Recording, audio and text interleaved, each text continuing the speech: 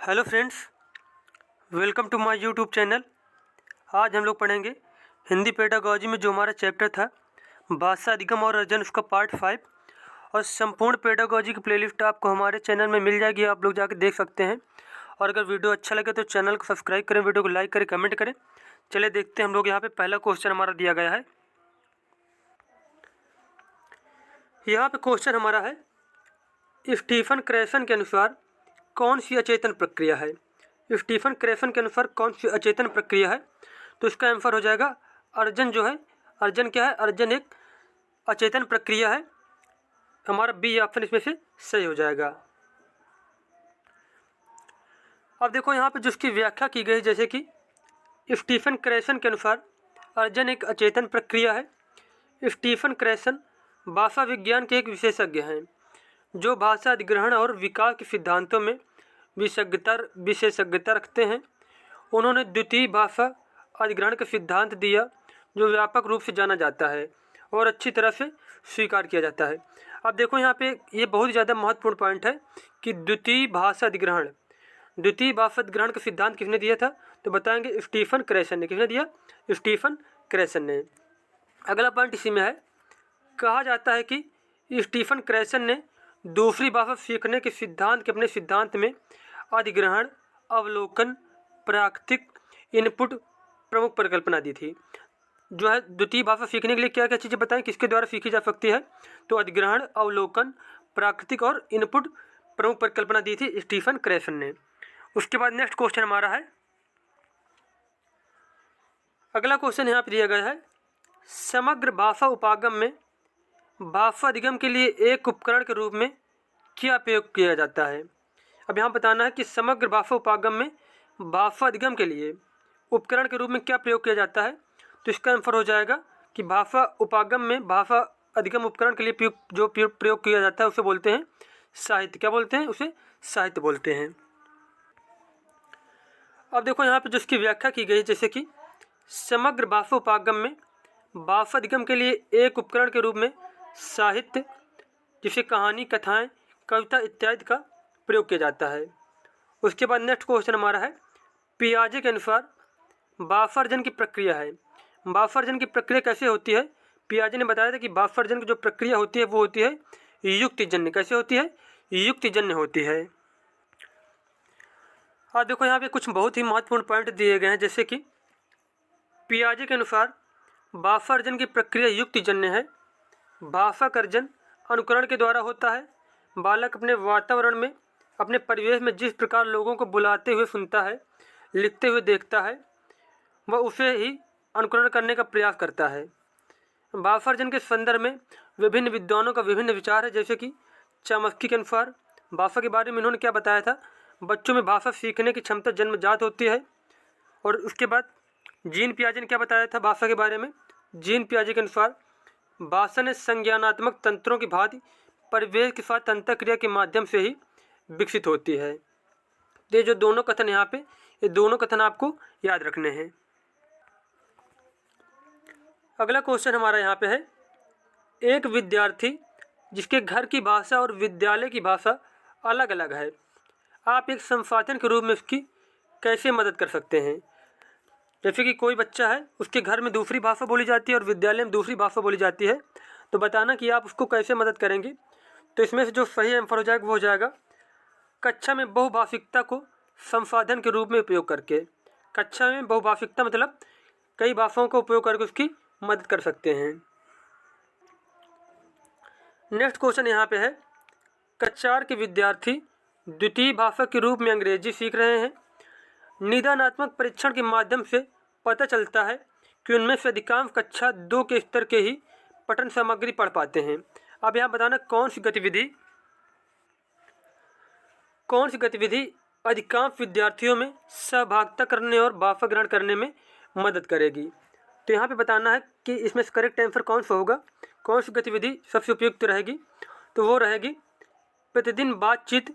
विद्यार्थी प्रतिदिन पिछले दिन की गई गतिविधि पर बातचीत करेंगे। क्या है? प्रतिदिन बातचीत। विद्यार्थी जो है और पिछले दिन की गतिविधि पर बातचीत करेंगे, तो ये सबसे अच्छा ऑप्शन रहेगा उसके लिए। निदानात्मक परीक्षण वह परीक्षण होता है जिसके द्वारा छात्रों की समस्याओं का चयन किया जाता है। इसके द्वारा छात्रों की समस्याओं को निदान होता है, इसलिए इसे निदानात्मक परीक्षण कहा जाता है। यह औपचारिक और अनौपचारिक दोनों प्रकार से किया जाता है। प्रश्नानुसार कक्षा 4 के विद्यार्थी द्वितीय भाषा के रूप में अंग्रेजी सीख रहे हैं। निदानात्मक परीक्षण के माध्यम से पता चलता है कि उनमें से अधिकांश कक्षा 2 के स्तर के ही पठन सामग्री पढ़ पाते हैं। अतः प्रत्येक अध्यापक को चाहिए कि विद्यार्थी प्रतिदिन पिछले दिन की गई गतिविधि पर बातचीत तथा विद्यार्थियों में सहभागिता करने और भाषा ग्रहण करने में मदद करें। अगला क्वेश्चन यहाँ पे है, निम्नलिखित में से कौन सा भाषा सीखने के आकलन का सबसे प्रभावशाली उपकरण है? तो भाषा सीखने के आकलन का इसमें से जो सबसे प्रभावशाली उपकरण है वो होता है अवलोकन। क्या होता है? अवलोकन। अगला क्वेश्चन हमारा यहाँ पे दिया गया है, देखो, निम्नलिखित में से कौन सा दृश्य शिक्षण अधिगम सामग्री नहीं है? दृश्य शिक्षण अधिगम सामग्री इसमें नहीं है, मतलब जिसको हम लोग क्या करते हैं, देख के जिसको नहीं सीखते हैं, तो वह रेडियो प्रसारण।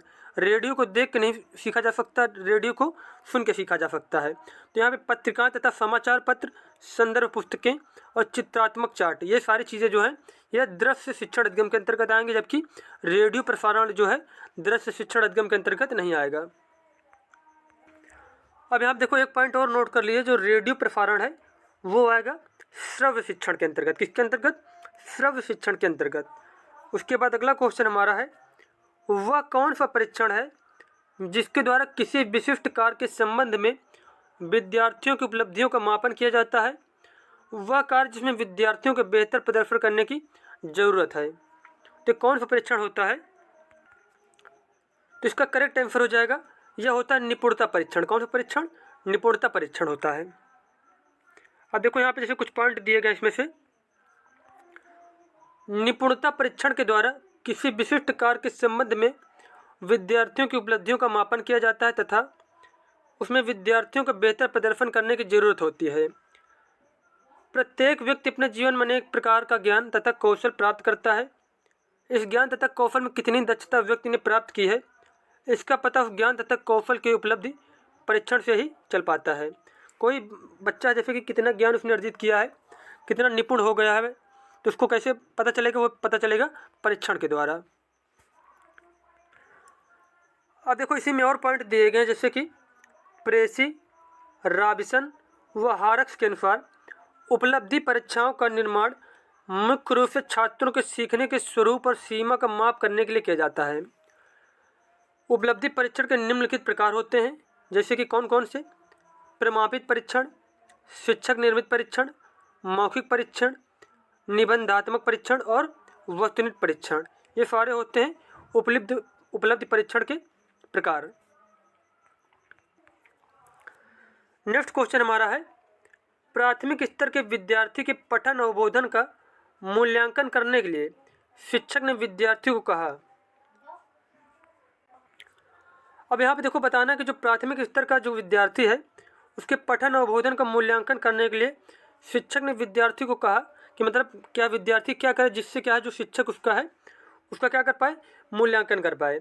तो शिक्षक ने कहा उससे कहानी को अपने शब्दों में दोबारा सुनाओ या कहानी के मुख्य बिंदु बताओ। ये किसने कहा था? ये शिक्षक ने कहा था विद्यार्थी से। किसके लिए? उसका मूल्यांकन करने के लिए। नेक्स्ट क्वेश्चन हमारा है, किसी नई भाषा को सीखने के संबंध में कौन सी बात सही है? तो यहाँ पे किसी नई भाषा को अगर सीखना है तो उसमें क्या जरूरी होता है कि मातृभाषा का ज्ञान सहायक होता है। बच्चे की जो मातृभाषा होती है वो नई भाषा सीखने में क्या करती है? उसकी मदद करती है। तो इसमें से ऑप्शन ए हमारा क्या हो जाएगा? सही हो जाएगा। उसके बाद अगला क्वेश्चन हमारा है, विकास में महत्वपूर्ण अवधि की पहचान की जा सकती है। विकास में जो है महत्वपूर्ण अवधि की पहचान कैसे की जा सकती है? वो की जाती है विकास के एक विशिष्ट अवधि के दौरान हुए अनुभवों का अधिगम पर बहुत बड़ा प्रभाव पड़ता है। तो यहाँ पे जो बी ऑप्शन दिया गया है कि क्या है? विकास के एक विशिष्ट अवधि के दौरान हुए अनुभवों का अधिगम पर बहुत प्रभाव पड़ता है। अधिगम मतलब क्या होता है? सीखना। तो विकास के दौरान जो क्या होते हैं बच्चे को अनुभव प्राप्त होते हैं वह उसके सीखने में क्या करते हैं? उसकी बहुत ज़्यादा हेल्प करते हैं। तो इसमें से हमारा बी ऑप्शन क्या है? सही हो जाएगा। अब देखो यहाँ पे एक बहुत ही महत्वपूर्ण पॉइंट बताया गया है सीखना जीवन भर चलने वाली एक प्रक्रिया है। इसको किसी विशेष आयु वर्ग से जोड़कर नहीं देखा जा सकता है। यह अवश्य कहा जा सकता है कि अधिगम और विकास एक दूसरे से अंतः संबंधित हैं। विकास अधिगम को प्रभावित करता है। विकास में महत्वपूर्ण अवधि की पहचान विकास के एक विशिष्ट अवधि के दौरान हुए अनुभवों का अधिगम पर बहुत बड़े प्रभाव के कारण या फिर प्रभाव के द्वारा होता है। तुम्हारा बी जो है ऑप्शन इसमें से करेक्ट है। तो यहाँ पे जो सारे पॉइंट दे, ये इंपॉर्टेंट बहुत पॉइंट देखो यहाँ पे कि सीखना जीवन भर चलने वाली एक प्रक्रिया है। अगला क्वेश्चन हमारा है, माँ के द्वारा शिशु को बोली जाने वाली दुलार की भाषा को किस रूप में बेहतर जान सकते हैं? तो इसका आंसर हो जाएगा बाल निर्देशित वाचन। क्या हो जाएगा? बाल निर्देशित वाचन के रूप में जाना जा सकता है, जो माँ की दुलार की भाषा होती है। नेक्स्ट क्वेश्चन हमारा है, शिक्षार्थियों को सीखने तथा विषय पर महारत प्राप्त करने के लिए प्रेरित किया जा सकता है, बशर्ते प्रेरित किया जा सकता है, लेकिन उसके लिए क्या कुछ शर्त होनी चाहिए। उसके लिए शर्त होनी चाहिए कि उन्हें इस बात का पूर्वाभास हो कि उन्हें निर्देशात्मक उद्देश्यों की उपलब्धि के लिए सकारात्मक पुनर्बल मिलेगा। तुम्हारा इसमें से क्या है? सी ऑप्शन बिल्कुल सही हो जाएगा। अगला क्वेश्चन हमारा है, यदि शिक्षक सभी बच्चों की अधिगम शैली को ध्यान में रखकर शिक्षण करना चाहते हैं तो उन्हें क्या करना चाहिए? जैसे कि बच्चे क्या होते हैं, विभिन्न विभिन्न प्रकार के होते हैं, विशिष्ट गुणों वाले होते हैं। तो शिक्षक को क्या करना चाहिए? उसके लिए विद्यार्थियों की विविधता को संबोधित करने के लिए विविध प्रकार की शिक्षण विधियों का प्रयोग करना चाहिए। क्या जो टीचर है उसको क्या करना चाहिए? अलग अलग विधियों से बच्चे को पढ़ाना चाहिए। तुम्हारा इसमें से डी ऑप्शन बिल्कुल करेक्ट हो जाएगा। नेक्स्ट क्वेश्चन हमारा है यहाँ पे, निम्नलिखित में से किस शिक्षण शास्त्र का अर्थ है कि बच्चों के अनुभवों, उनकी बात तथा उनकी सक्रिय भागीदारी को प्रमुखता देनी है। इस प्रकार के शिक्षण शास्त्र के लिए बच्चों के मनोवैज्ञानिक विकास तथा रुचियों को ध्यान में रखकर अधिगम की योजना बनानी चाहिए। अब यहाँ पे बताना कि किस प्रकार की योजना बनानी चाहिए बच्चों को ध्यान में रखकर। तो इसका आंसर हो जाएगा कि बाल केंद्रित योजना बनानी चाहिए। कैसी योजना बनाना चाहिए? बाल केंद्रित योजना बनानी चाहिए। अब देखो यहाँ पे बताया गया है, बाल केंद्रित शिक्षण शास्त्र का अर्थ है कि बच्चों के अनुभवों, उनकी बात तथा उनकी सक्रिय भागीदारों को प्रमुखता देनी चाहिए। इस प्रकार के शिक्षा शास्त्र के लिए बच्चों के मनोवैज्ञानिक विकास तथा रुचियों के ध्यान में रखकर अधिगम की योजना बनानी चाहिए। अगला क्वेश्चन हमारा यहाँ पे है, भाषा शिक्षक के रूप में आपका प्रथम दायित्व है। भाषा शिक्षक के रूप में जो अध्यापक, उसका प्रथम दायित्व क्या होना चाहिए कि बच्चे भाषा प्रयोग में रुचि लें। क्या बच्चे जितना ही रुचि लेंगे उसको उतना ही ज़्यादा सीखेंगे। तो हमारा बी ऑप्शन जो है करेक्ट हो जाएगा। अब देखो यहाँ पे जो उसकी व्याख्या की गई है, भाषा शिक्षक के रूप में आपका प्रथम दायित्व है बच्चे भाषा प्रयोग में रुचि लें। भाषा की कक्षा को रुचिकर बनाने के लिए विभिन्न श्रव्य दृश्य सामग्री का प्रयोग किया जाना चाहिए ताकि बच्चों में भाषा प्रयोग के प्रति रुचि जागृत हो। अगला क्वेश्चन है, लिखित अभिव्यक्ति में सर्वाधिक महत्वपूर्ण है।